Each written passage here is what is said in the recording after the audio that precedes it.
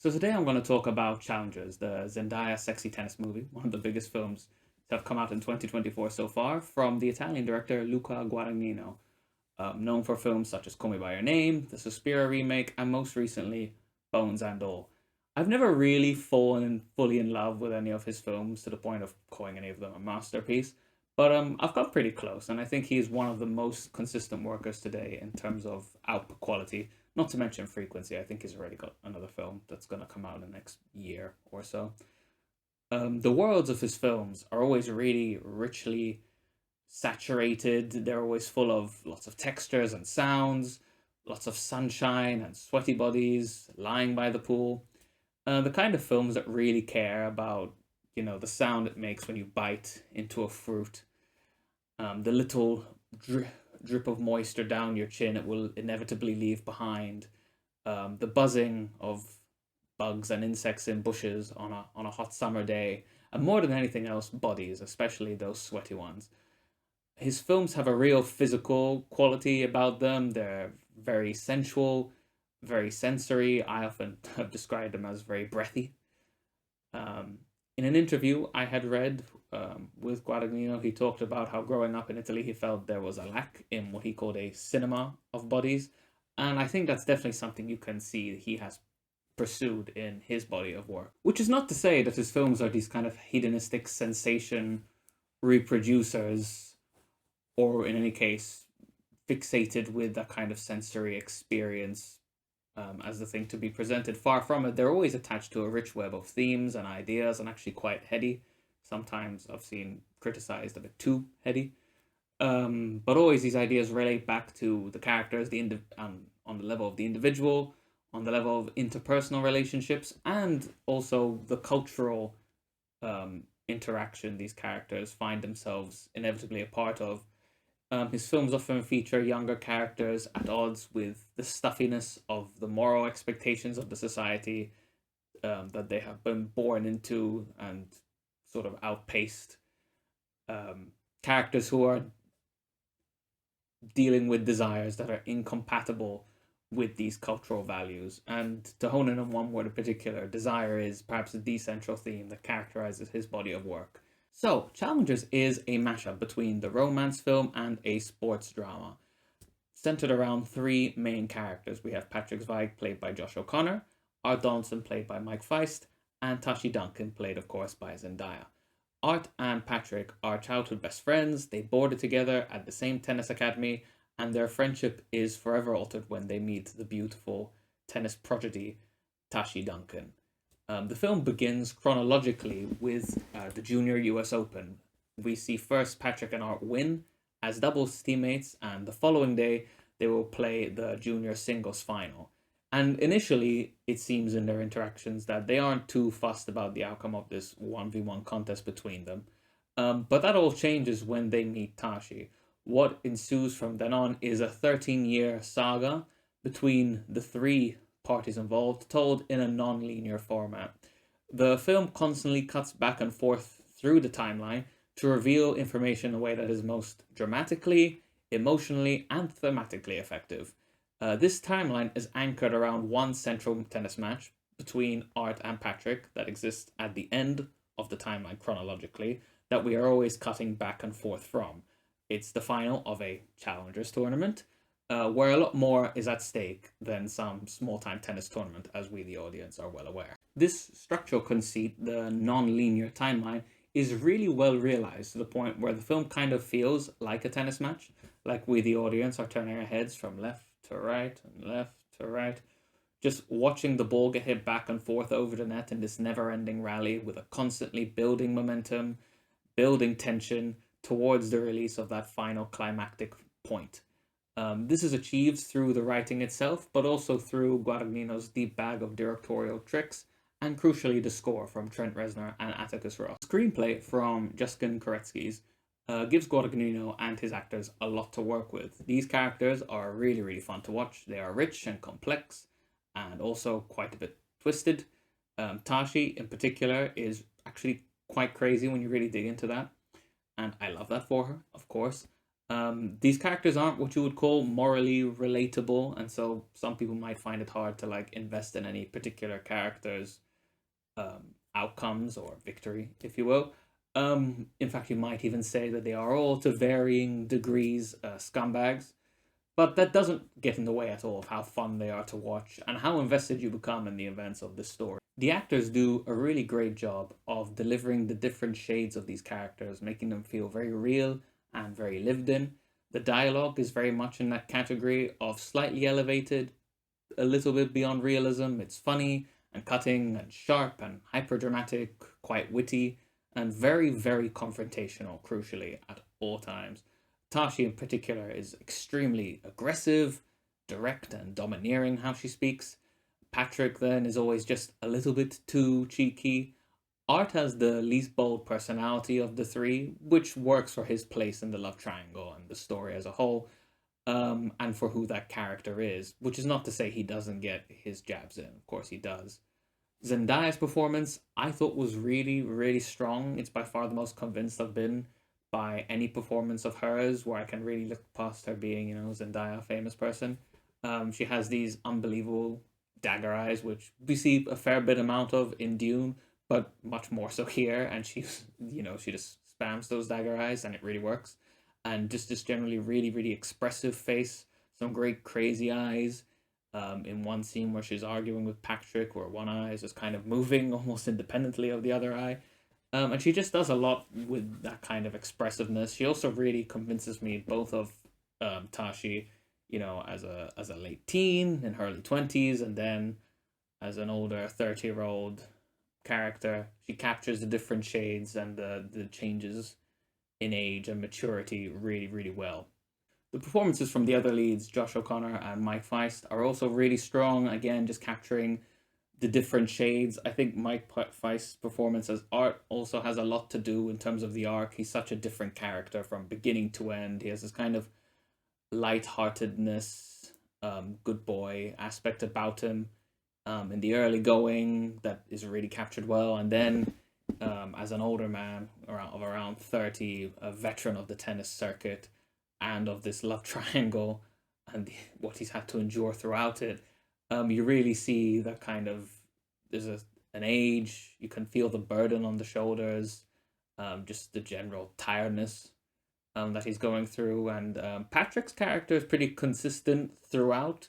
Just as he gets older, again, a little more jaded, a little more ironic added in. But I think Josh really, really captures that very well. And in an exceedingly entertaining way. He's probably the most fun to watch of the three. The film blends its two genres, romance drama and sports drama, in an attempt to make them one thing. It's hard to say whether the sports drama is simply a metaphor for the romance drama, that is, it's a representation of it, a means by which we can come euphemistically to understand it, or an equal player in the equation, whereby sports and romance are of equal importance and, in fact, identical to each other.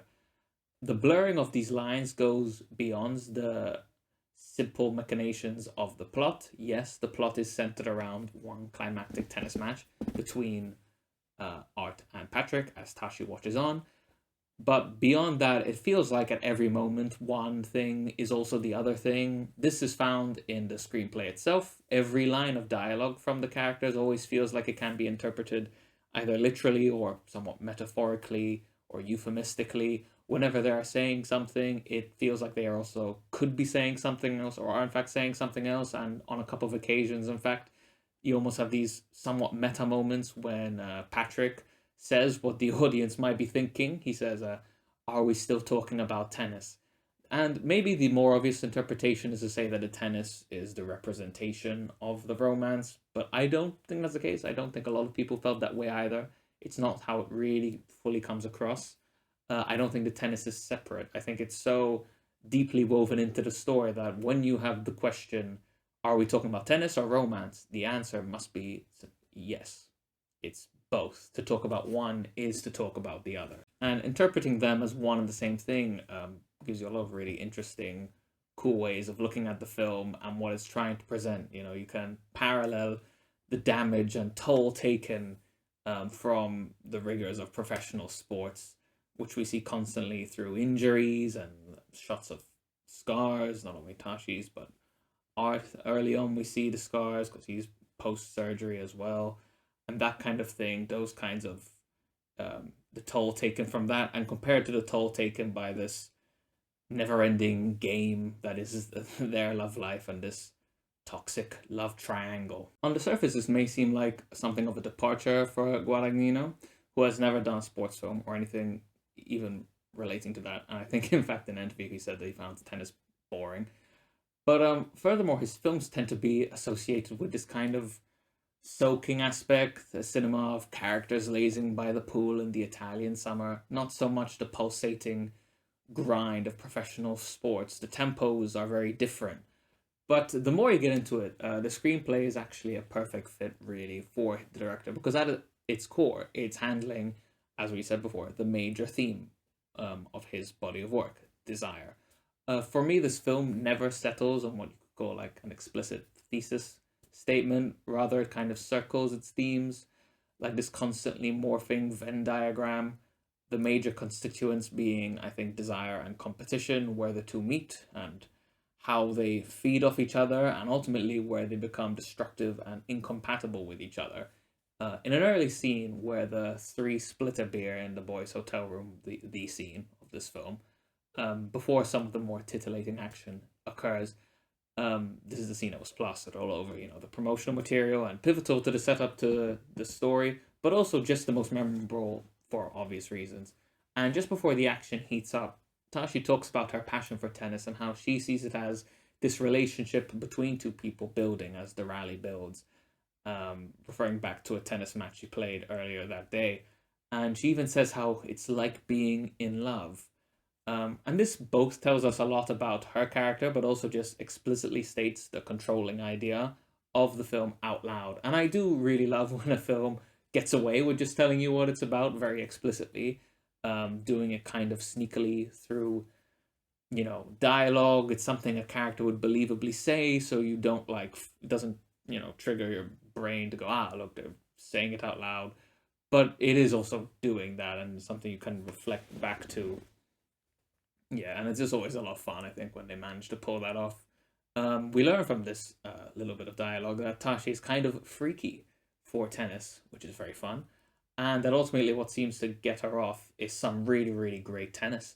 But also that dynamic, when competitors are pushing one another, challenging the other, seeing how they respond, and then responding back, that kind of constant back and forth, whacking a ball back over the net, and, each smack of the racket is kind of like an aggressive statement and a challenge. And that's also the way she seems to engage with people, with relationships, and how she behaves in first her relationship with Patrick and later in her marriage with Art. And by God, does it seem exhausting to be with. They all seem like really tiring people to be around, but this in general, Tashi's attitude in the marriage with Art seems so exhausting. At what point does that encouragement just become toxicity? Is competition healthy to the relationship, or does it ultimately doom the relationship? In tennis, someone has to win the point. That relationship that is created through the rally, while beautiful for a time, it's finite. It has to come to an end. And, this relationship that Tashi feels so strongly about, there's ultimately a winner and a loser, and she never wants to be the loser in that relationship. The way this film fleshes out that schema of a relationship as this challenging constantly, in a way, makes it seem very exhilarating and exciting for the audience. It's endlessly watchable. It kind of approaches the absurd, but also never quite ridiculous, never dishonest, and it finds itself ending on a note that is ambiguous and also quite affirming. It almost feels quite feel good somehow at the end of it all. Maybe a contentious take, I don't know. I ultimately found it quite feel good at the end of this film. What makes it all work is the chemistry between these characters. The older Art we see has become this tired, drained person fighting to hold on to what's his, while at the same time just really tired of putting it up, really tired of being expected to fight for it. He has the scene then with Patrick in the sauna before they have their climactic match. And you could see a bit of life come back into his eyes, and that really sells their relationship, that after all these years and even as adversaries, both now but also in this ongoing saga, Patrick has become this kind of nemesis to him in a sense. But there's still this very easy chemistry between the two, and they still can make each other's eyes light up in a way that no one else can, not even Tashi really. It's stuff like that that really ties the film together and allows you to accept and suspend your disbelief to certain contrivances within the film. You can sort of buy the absurd dynamics of these three through the strength of that chemistry. You know, Patrick and Tashi kind of hate each other, and yet you can see there are the undeniable sparks there. You can get why they're ultimately drawn to each other. And to their credit, that just doesn't work without the actors pulling it off. I think this film is as deep and layered as you really want it to be. There's a lot being said about relationships, friendship, the psychology of sports, and above all, of course, desire and lust, the intersection between desire, lust, competition. As you see, these characters channel their sexual desire into tennis, as the tennis matches themselves feel kind of sexually charged, and that comes through even in the way they're structured in terms of the plot dynamics, but also in the way that they're being shot very creatively by Guadagnino. I think there's a lot of physical storytelling, even from the love scenes. For example, when Patrick and Tashi have one of these scenes, you know, there's so much writhing back and forth and flipping each other, and it's aggressive, and it feels like they're competing even within this scene. You know, it's almost like, again, that rallying back and forth where you can feel each character kind of being, oh, this guy, but also, this guy, you know, it is that kind of thing. Comparatively, you know, we never really see art in that kind of way with Tashi, and when he does, it's almost as weeks are coming at the end. We have a scene where he just sort of rolls over and lies on her lap, and you can feel that she's kind of nonplussed. I guess you didn't say turned off by it, and runs off to, you know, cheat on him with Patrick again. You know, art doesn't really give her what she wants. He adores her, and she hates him for it. Before I mentioned how Guadagnino tackles the issue of the youth confronting the moral values of the past and present, or should I say, the moral values of the past that continue to exist in the present. And that's another thing, again, if you want to look at it, that you can be looked at here. There's always this underlying sense that three maybe is better than two, you know, that these three should just be a throuple, that they'd be better off that way, that they have enough in their dynamic that it would work more. Something that's directly at odds not only with, you know, the conventions of our cultural values, but also with the laws of a tennis match. You can't have three players. But tennis is, you know, it's a stuffy old sport. It's the only sport that still cares about dress codes and can give you points deductions based on language. You know, there's something inherently just kind of posh about tennis, which again makes it the perfect sport for this romance drama and for Guadagnino to do his little conceptual dissection of. So again, Kurtzky's screenplay really does give Guadagnino a lot to work with, another opportunity to challenge conventions and taboo. With all that said, this film really is a fun ride and can totally be engaged with, just like that, as just a fun ride following some messy people. This is also the case with the film from a technical standpoint. It is always doing the absolute most. You know, every tool in the box, the inventive angles and perspective and varied uses of slow-mo and some really creative VFX, in especially one scene in particular, where we like become the tennis ball, and they have a shot from underneath the court, which they shot with like a glass court. Just some really cool, always being as extra as possible. When you talk about the infinite options to be creative with the medium of film, this one takes that claim very seriously. It's very indulgent in that way, but not without reason. We are telling a story here of characters who themselves are intense, indulgent, overdramatic, hyper stylized. And the maximal style of filmmaking, I think, really complements the story and its characters, as well as just being so much fun to watch. Speaking of the tennis matches themselves and how they are shot, you know, no two are shot the same.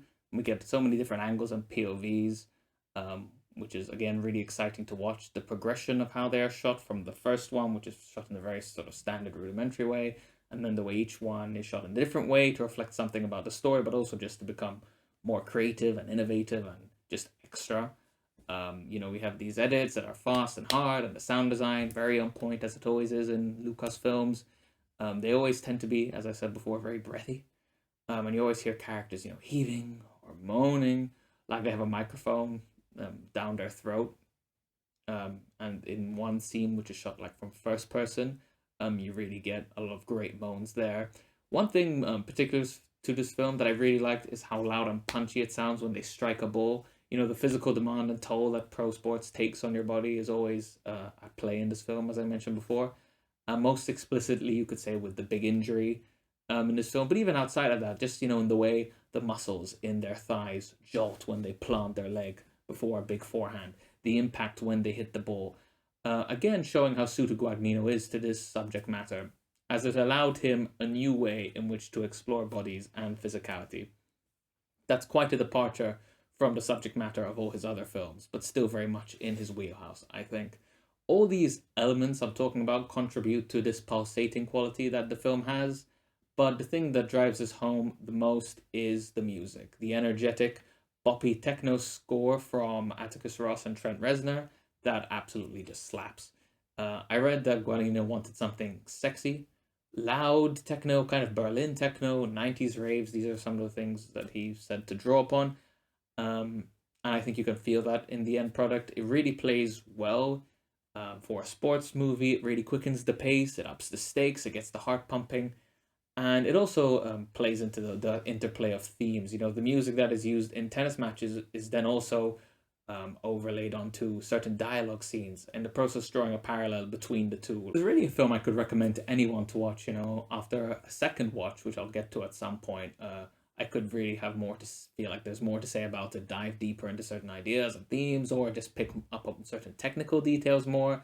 I could maybe think about doing like a deeper thematic dive about it. At the same time, I could just throw it on to just like enjoy my evening for a couple hours, have a really good fun time with a fast-paced thriller ride that will get your adrenaline going and give you plenty to chew on if you are in a chewing mood. If not, then no chewing needed. One of my favorite of the year so far for sure. I'm gonna give it a strong 8. Could climb to a 9, but I'm strong 8 for now.